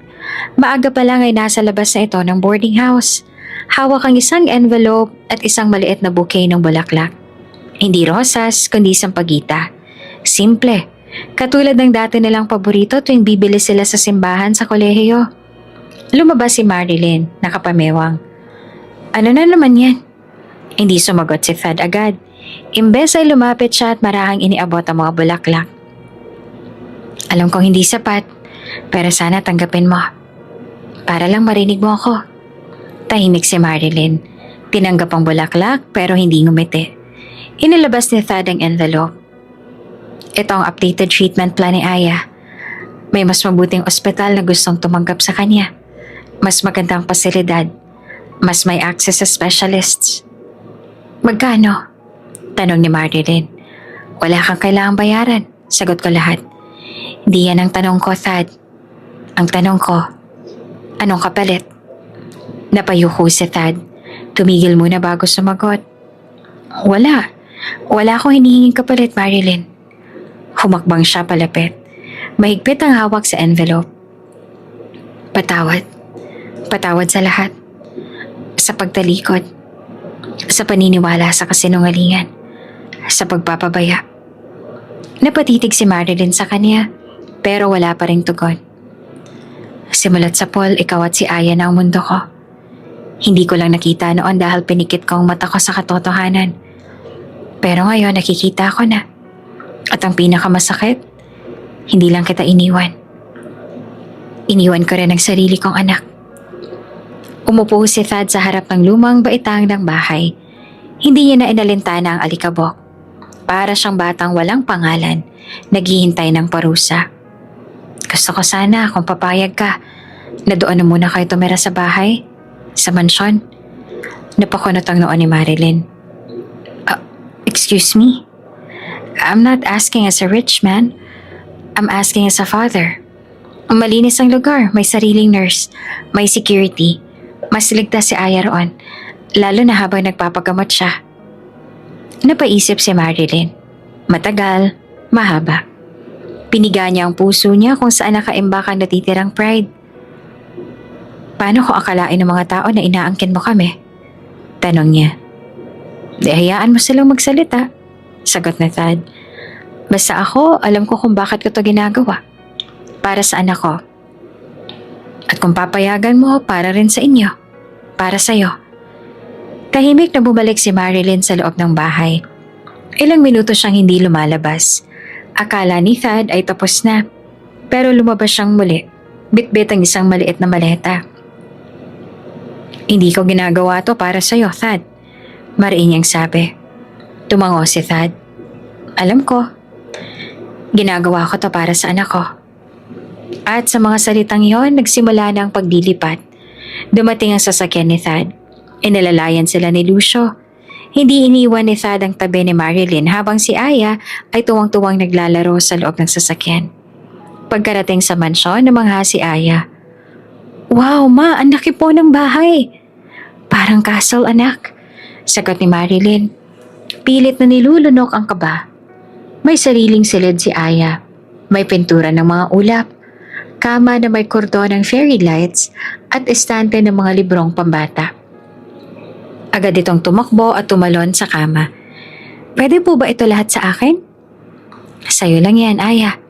Sagot ni Thad. Nanunood mula sa pinto. Si Marilyn tahimik lang na nakatingin. Hindi makapaniwala na ang batang isinilid lang niya noon sa Colombo, ngayon ay may sariling mundo ng liwanag. Gabi na habang tulog na si Aya, si Thad at si Marilyn ay nagkape sa veranda. Hindi ko alam kung anong kinabukasan na naghihintay sa atin, Thad. Mahina niyang sabi. Hindi ko rin alam, sagot ni Thad. Pero ang gusto ko lang, sana, simulan ulit. Kahit bilang magulang muna. Kahit pa hindi bilang magkasama. Ang puso parang salamin yan. Kahit ipunin mo ang bubog, masakit pa rin hawakan. Bulong ni Marilyn. Handa ako masugatan. Basta't maayos ko kahit paunti-unti. Sagot pa ni Thad. At sa gabi ng tahimik na pag-amin, sa ilalim ng mga bituin na minsang hindi nila pinansin, muling nagsimula ang daloy ng pag-asa. Hindi pa sila okay, hindi pa sila buo. Pero ang pagtanggap ay nagsisimula na. Ang maliwalas na hapon sa mansyon, habang si Aya masayang nagdo-drawing sa sala, nakaupo sa kabilang sofa si Doña Esmeralda. Pinapanood sila mula sa malayo.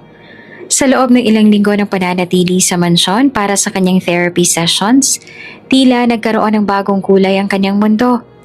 Isang batang hindi niya kaano-ano, pero tila may kakaibang koneksyon sa puso niya.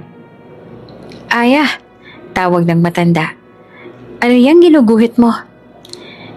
Si Mama, si Papa Thad, at ako po. Masayang sagot ng bata habang pinapakita ang drawing. Family ko po yan. Hindi napigilan ni Doña Esmeralda ang mapangiting may halong kerot. Pamilya. Ang bait pa talaga. Bulong pa niya. Para kang batang galing sa langit. Ngunit hindi niya alam ang batang iyon ay hindi lang basta mabait, kundi bahagi ng sarili niyang dugo. Gabi, habang inaayos ang mga gamit para sa ospital, sinundo ng private nurse si Doña Esmeralda para sa kanyang regular chemo session. Kasama siya ni Aya sa kwarto nang marahang lumapit ang nurse. Ma'am, time for hospital check-in. Sige, susunod ako, sagot ng matanda. Aya, bukas na lang ulit ang kwentuhan natin, ha? Opo, Lola, sagot ng bata, sabay yakap sa matanda. Lola, isang salitang paulit-ulit na binibigkas ni Aya at paulit-ulit ding binabaliwala ni Esmeralda bilang simpleng larong bata. Hindi niya alam, ito ay literal na totoo. 2:00 sa madaling araw, isang emergency call ang gumising kay Thad. Sir, may sunog daw po sa wing ng ospital kung saan naka-admit si Ma'am Esmeralda. Agad na tumakbo sina Thad at Marilyn patungong ospital, kasama si Aya na nanginginig sa kaba. Pagdating doon, sinalubong sila ng isang doktor. Narescue na po si Doña Esmeralda, pero nagtamo po siya ng 3rd-degree burn sa ilang bahagi ng katawan. Nangangailangan po siya ng skin graft sa lalong madaling panahon. Kailangan ng donor. Pero hindi po kayo compatible, Sir Thad. Paanong hindi? Akong anak niya. Halos sigaw ni Thad. May ibang genetic markers po siyang lumalabas eh. We tested her with available blood types in our database. Surprisingly, isang bata lang ang tumugma. Nanlaki ang mata ni Marilyn. Si Aya? Bulong niya. Tumango ang doktor. Siya lang po may immediate compatibility. Pero dahil minor siya, kailangan namin humingi ng informed consent mula sa inyo. Napahawak si Marilyn sa dibdib. Pero hindi ko kayang makita siyang masaktan. Lumapit si Aya. Hawak ang teddy bear at narinig ang huling bahagi ng usapan. Ma, masakit po ba yung gagawin? Hindi ko alam, anak. Umiiyak na sagot ni Marilyn. Lumapit si Aya sa kanyang ina at sa ama niyang si Thad. Hinawakan niya ang kamay ng mga ito. Pero kung para po kay Lola, okay lang po. Gusto ko po siyang matulungan. Tahimik si Thad. Napaluhod sa tabi ng anak.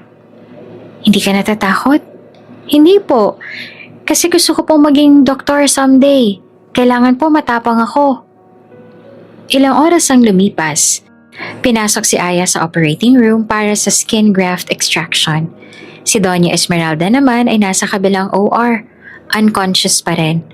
Wala siyang alam kung sino ang nagligtas sa kanya. Wala siyang alam na ang batang araw-araw niyang kinakausap. Kinikwentuhan na tinatawag na Angel ay hindi lang basta bata, kundi ang kanyang sariling apo. Sa chapel ng ospital, lumuhod si Marilyn. Panginoon, huwag niyo pong pabayaan ang anak ko. Ang kailangan ko pong magdusong muli para sa kaligtasan niya, ako na lang po. Habang si Thad ay nasa hallway nakatitig sa mga pintuang sarado, nasa kamay ng kanyang anak ngayon ang buhay ng babaeng minsang naging matigas ang puso. At ngayon, ang daming dapat itama. Pagkatapos ng operasyon, lumabas ang doktor. Successful po ang procedure.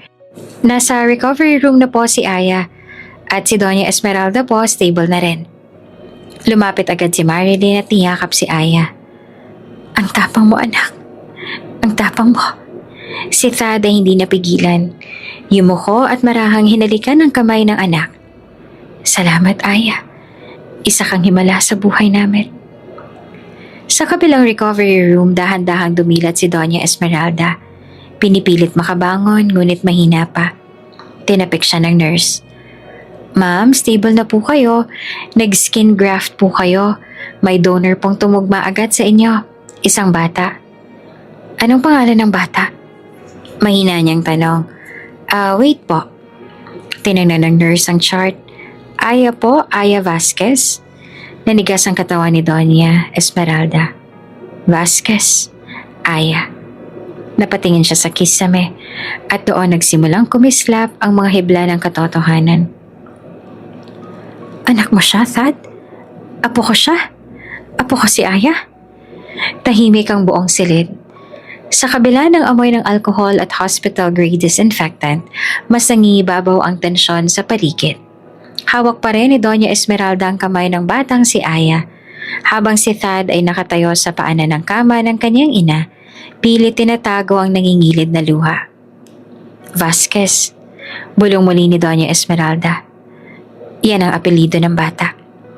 Tumingin siya kay Thad. Hindi ba yan ang apelido mo? Tumango si Thad. Mabagal at puno ng bigat. Oo, ma. Kaya, oras na rin para malaman mong totoo. Napakunot ang noon ng matanda. Anong totoo, Thad? Bakit siya Vasquez? Hinawakan ni Thad si Aya sa balikat. Ma? Si Aya? Anak ko. Namilog ang mata ni Doña Esmeralda. Anak mo? Anak namin ni Marilyn. Dagdag ni Thad. Tuwid ang paninindigan ngunit nanginginig ang tinig. Biglang sumikip ang dibdib ng matanda. Hindi dahil sa operasyon, kundi sa biglang pagsirit ng alaala. Ang pangalang Marilyn, ang babaeng ilang beses siniraan sa harap niya ni Ram at ng mga kaibigan nito. Ang babaeng ayaw ng pamilya dahil sa umano'y kahihiyan, si Marilyn. Aniya sa tinig ay nag-aalinlangan. Yung estudyanteng niligawan mo dati. Ang sinabing nagtaksil sa'yo. Hindi siya nagtaksil, ma. Mariing tugon ni Thad. Lahat yon kasinungalingan. Ginawa ni na Ram at Donato ang istorya para paghiwalayan kami. At naniwala ako. Napakapit si Doña Esmeralda sa kama. Humihikbi. Diyos ko. Wala akong alam na buntis pala siya nung umalis. Kaya nang makita ko siya, ma.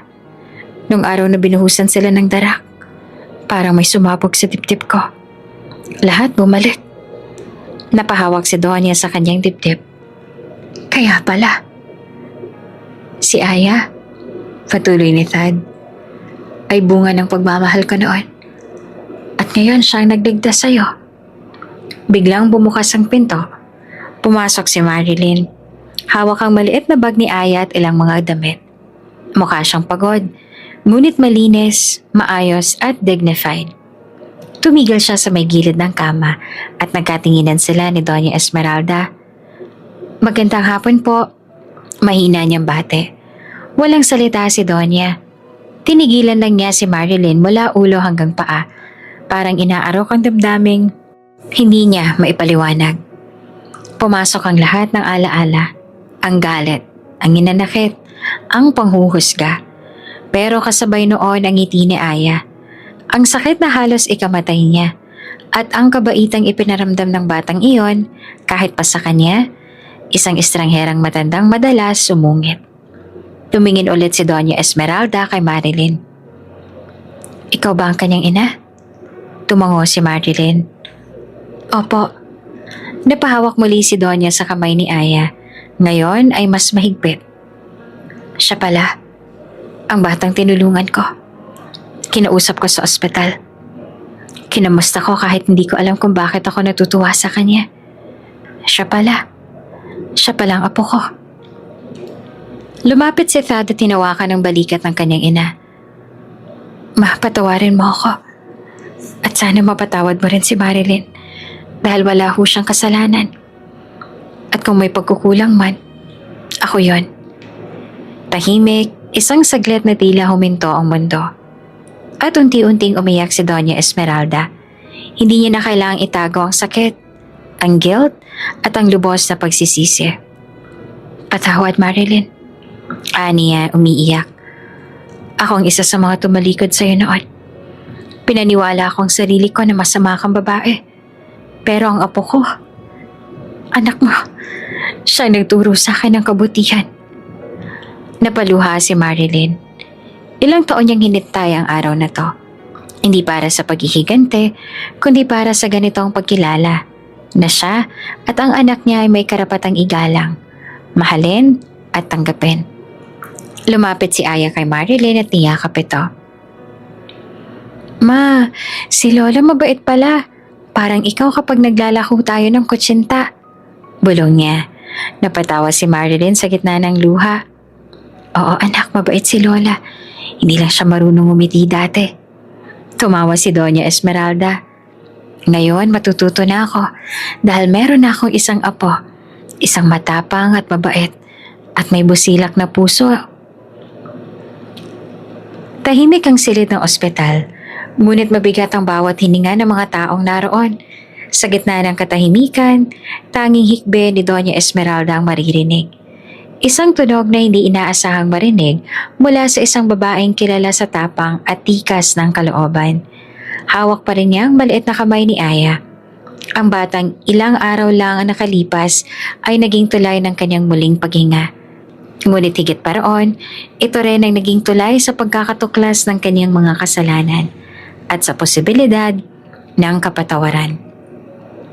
Dahan-dahang itinagilid ni Doña Esmeralda ang kanyang katawan. Kahit masakit at tiningnan si Marilyn na nakatayo sa gilid. Halatang nag-aalangan kung lalapit pa o lalayo. Halika, mahinang wika ni Doña. Pilit pinapakalma ang tinig. Nag-aalangan si Marilyn. Masyado na siyang nasaktan. Mula noon hanggang ngayon.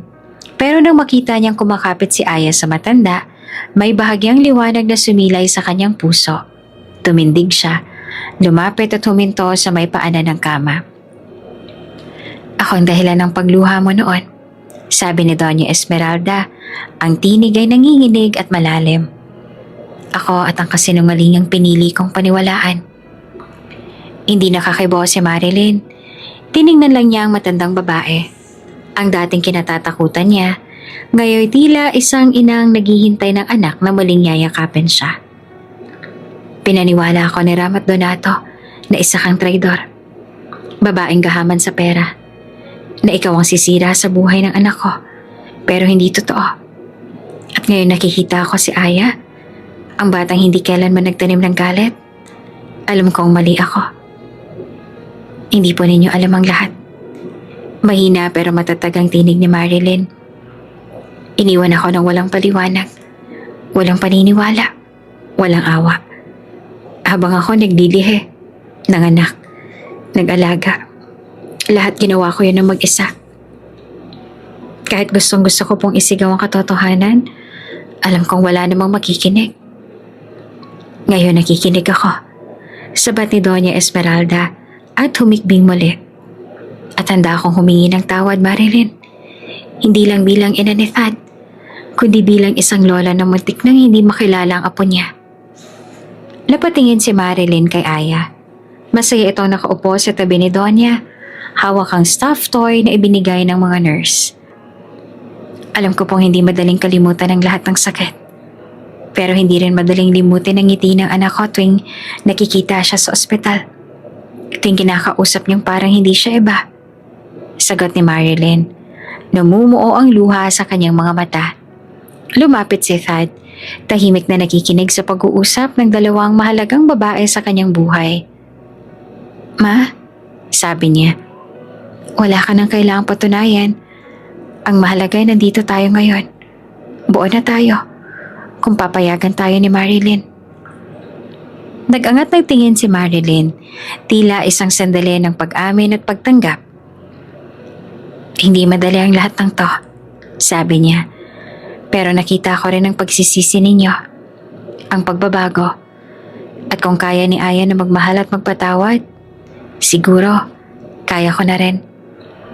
Lumapit si Doña Esmeralda at pilit iniangat ang isang kamay. Patawad, anak. At doon, sa gitna ng mga pasyenteng natutulog, ng mga nurse na abala at ng lamig ng aircon ng ospital, isang mainit na tagpo ang naganap. Isang yakap mula sa isang matandang dating may puso ng yelo. Sa isang inang matagal nang nilalaman ng sakit at galit. Yakap ng paghilom, yakap ng pag-asa. Niyakap ni Marilyn si Doña Esmeralda at sa yakap na yon, nakaramdam siya ng kapayapaan na matagal niya nang hindi naramdaman. Sa wakas, may tumanggap na sa kanya. Sa wakas, hindi na siya kailangang magtago. Sa tabi nila nakatingin si Aya. Masaya, inosente at walang muwang sa lalim ng pinagdadaanan ng kanyang ina at lola. Mama, Lola, sabay po tayo uuwi? Napangiti si Marilyn at Doña Esmeralda. Sabay, anak. Sagot nila ng sabay. Makulay ang paligid ng maliit na garden na napuno ng puting lobo, pastel-colored na mga banderitas at simpleng handaan na punong-puno ng pagmamahal. Hindi ito ang granding party tulad ng inaasahan ng karamihan sa buhay ng isang bilyonaryo. Ngunit para kay Aya, ito ang pinaka-espesyal na araw. Tumatawa ang bata habang tinatakbuhan ng mga panauhin. Suot niya ang simpleng pink na dress, may flower crown sa ulo, at ang ngiti niya ay parang araw na sumisilay sa gitna ng ulap ng nakaraan. Sa tabi ng cake na may kandilang may bilang na 9, nakatayo si Thad. Kabado, nanginginig ang palad habang hawak ang maliit na kahon. Mama, dali, picture tayo! Sigaw ni Aya sabay hila kay Marilyn. Ngumiti si Marilyn. May halong pag-aalinlangan at tigaya. Sa dami ng pinagdaanan nilang tatlo, ang darak, ang paninira, ang sakit, hindi niya inaasahang aabot sila sa araw na ito. Ngayon na to, bulong ni Thad sa sarili habang inaayos ang kwelyo ng polo. Sa gitna ng handaan, biglang nagsalita ang host, si Tito Val, kaibigan ni Thad na tumulong mag-set up ng simpleng party. Mga bisita, sandali po. May isang espesyal na gustong magsalita para sa ating birthday girl. Lahat ay natahimik. Tumayo si Thad. Hinawakan ng mikropono at ngumiti. Ngunit agad din niyang natigilan ng tumingin kay Marilyn. Nandoon pa rin ang takot. Takot na baka hindi pa siya handang patawarin ng buo. Ngunit naroon din ang determinasyon. Magandang hapon po sa inyong lahat. Una sa lahat, happy birthday, Aya. Sigawan at palakpakan. Tumawa si Aya at kumaway sa mga tao. Si Thad naman huminga ng malalim. Alam niyo po, matagal ako nabuhay sa mundo na kompleto lahat. Lahat ng material na bagay. Lahat ng luho. Pero wala pala yon kung wala kang pamilya. Napatingin siya kay Marilyn. Nagtama ang mga mata nila. Marami ako naging pagkukulang. Patuloy ni Thad. Marami akong pinaniwalaan na kasinungalingan. At ang pinakamasakit, iniwan ko ang babae nagmahal sa akin ng totoo. At ang batang hindi ko malang nasilayan sa kanyang unang paghinga. Tahimik ang lahat. Nagsisimulang mamuo ang luha sa mga mata ni Marilyn. Kaya ngayon, sabi ni Thad at lumuhod sa harap ng lahat. Sa harap niyo at sa harap ni Aya. Gusto kong itama ang lahat ng mali. Hindi ko lang gustong bumawi. Gusto kong magsimulang muli. Binuksan niya ang maliit na kahon. Naroon ang singsing. Simple lang, walang ingranding bato. Pero ramdamang bigat ng emosyon sa likod nito. Marilyn, hindi lang kita gustong pakasalan. Gusto kong bumawi sa lahat ng nawala sa atin. Para kay Aya. Para sa atin. Will you marry me? Nagtayuan ng balahibo ng lahat ng naroon. Napatingin si Marilyn kay Aya. Masayang masaya. Tumakbo papunta sa kanila. Mama, sagutin mo na si Papa. Napatawa si Marilyn habang pinipigilan ang luha. Ang batang ito, ang bunga ng sakit pero ngayon ay dahilan ng paghilom. Thad, mahinang sabit ni Marilyn habang nakatingin sa kanya. Marami pa tayong kailangang ayusin. Hindi madaling burahin ang 10 taon na layo at galit. Tumango si Thad. Alam ko, pero handa akong harapin ang lahat.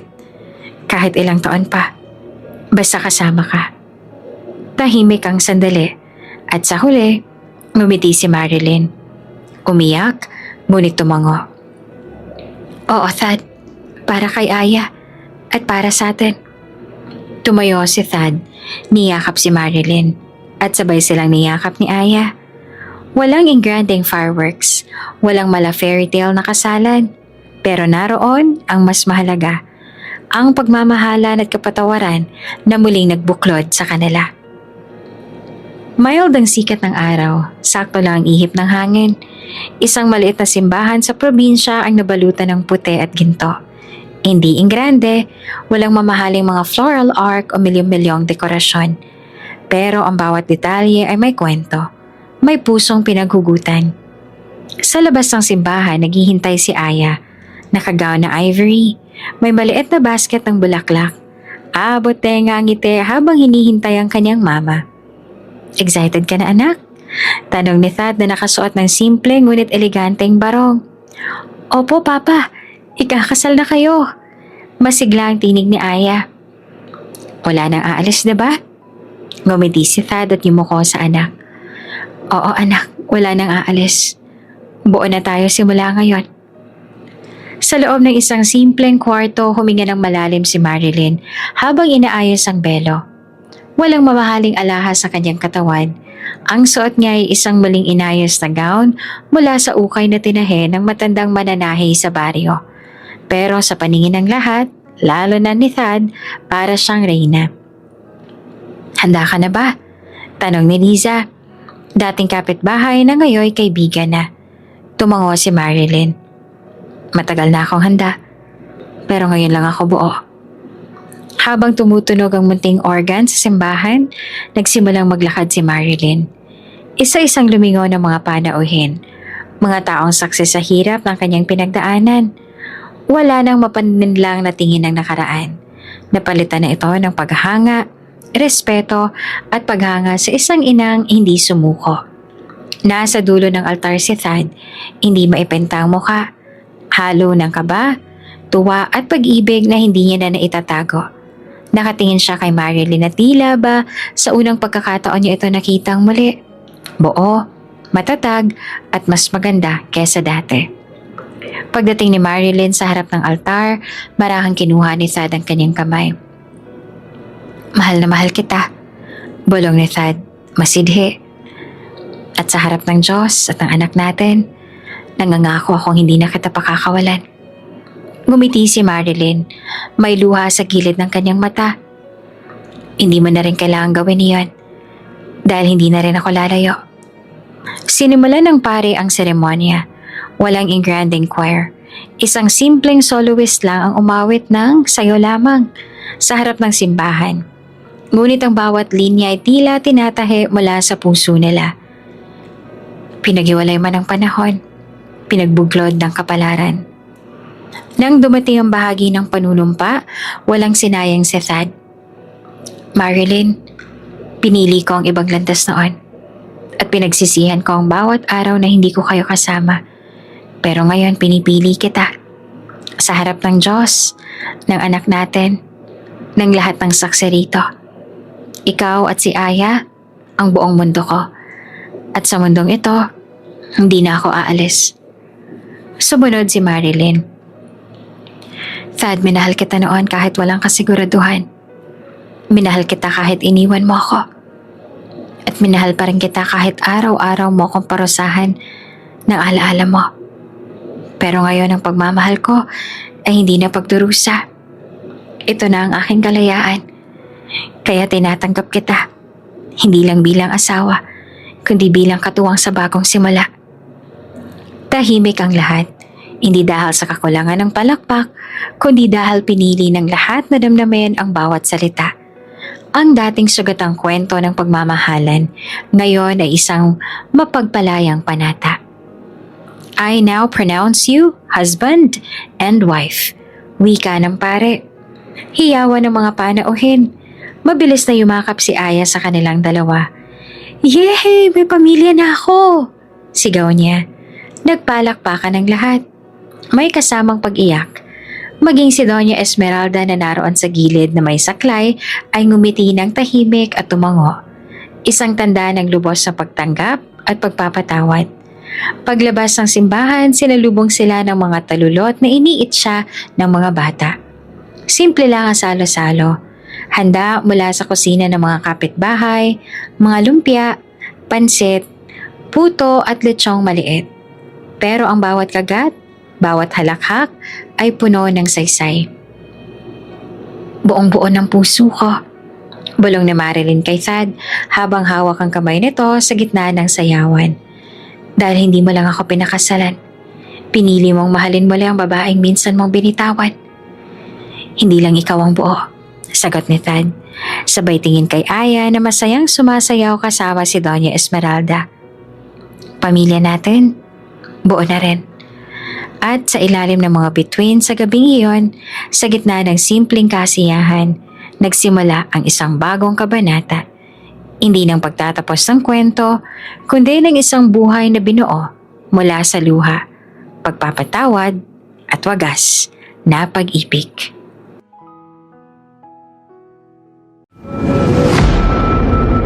Kung bago ka pa lang sa channel na ito, Ate Jane TV, huwag kalimutang pindutin ang notification bell and subscribe button.